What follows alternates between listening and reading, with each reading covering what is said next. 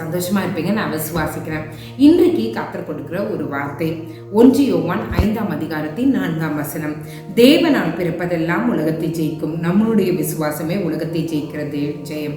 இன்றைக்கு கர்த்தர் நமக்கு சொல்றது என்னன்னா, அவரால் பிறந்தவங்க தான் நம்ம எல்லாம். எத்தனை பேர் இதை விசுவாசிக்கிறீங்க? நான் விசுவாசிக்கிறேன். ஏன்னா நம்மளுடைய கருவோ நம்மளுடைய எலும்புகள் உருவாக்குறதுக்கு முன்பாகவோ நம்ம யாரு, நம்மளுடைய காரியங்கள் என்ன, எல்லாவற்றையும் திட்டம் வகித்தவர் நம்மளுடைய தேவன். இப்போ அவர் நம்மளை பார்த்து சொல்றாரு, அவரால் பிறந்தவங்கலாம் உலகத்தை ஜெயிப்பாங்களாம். அப்போ அவரால் தானே நம்ம பிறந்திருக்கோம். நம்ம உலகத்தில் தோற்று போகிறதுக்காக கர்த்தர் நம்மளை பிறக்க வைத்திருக்கிறார். உலகத்தை ஜெயிக்கிறதுக்காக தான் கர்த்தர் நம்மளை பிறக்க வைத்திருக்கிறார். நீங்க எங்க தோல்வியை பார்த்திருக்கீங்க? பயப்படாதீங்க, ஜெயம் நமக்கு தான். அடுத்த வார்த்தை சொல்லுகிறது, நம்முடைய விசுவாசமே உலகத்தை ஜெயிக்கிற ஜெயம்.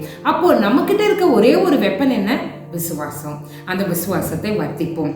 எப்படி ஒரு தகப்பன் இயேசுவிடத்துல கேட்டானோ, அவிசுவாசம் நீங்க உதவி செய்யுங்க என்று கேட்கும் போதே கர்த்தர் அவனுடைய விசுவாசத்தை வர்த்திக்க பண்ணது உண்மையானால், இன்றைக்கு நம்ம அவரிடத்துல கேட்கும்போது அவரும் நமக்கு விசுவாசத்தை வர்த்திக்க பண்ணுவார். நம்ம உலகத்தை ஜெயிக்க பிறந்தவர்கள், சாதிக்க பிறந்தவர்கள், தோற்று போகிறவர்களாய் கர்த்தர் நம்மை படைக்கலாம். ரெண்டாவது காரியம் கர்த்தர் சொல்றாரு, நம்ம கிட்ட ஆண்டவர் வெப்பனை கொடுத்துட்டாரு, ஜெயம் நமக்கு தான். அது என்ன வெப்பன்?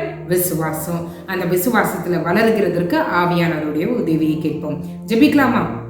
எங்களை நேசிக்கிற நல்ல பரமபிதாவே, எங்களை ஜெயிக்கிறவர்களா நீங்க பறக்க வைத்தீங்கப்பா. ஆனா நாங்க தோற்று போகிறவர்களாய், எல்லாவற்றுக்கும் சோர்ந்து போகிறவர்களாய், ஆனால் ஓடி ஒளிந்து கொள்கிறவர்களாய், சூழ்நிலையை பார்த்து மறைந்து கொள்கிறவர்களாய், முகத்தை வெளியே காட்டக்கூட பிடிக்கல சொல்லிட்டு கதவை போட்டிட்டு உள்ள உட்காந்துருக்கிறவங்கள நாங்க இருக்கோம். ஆண்டவரே, இன்றைக்கு கர்த்தர் எங்களுடைய சிந்தையும் எங்களுடைய காரியங்களையும் மாற்றுவீராக.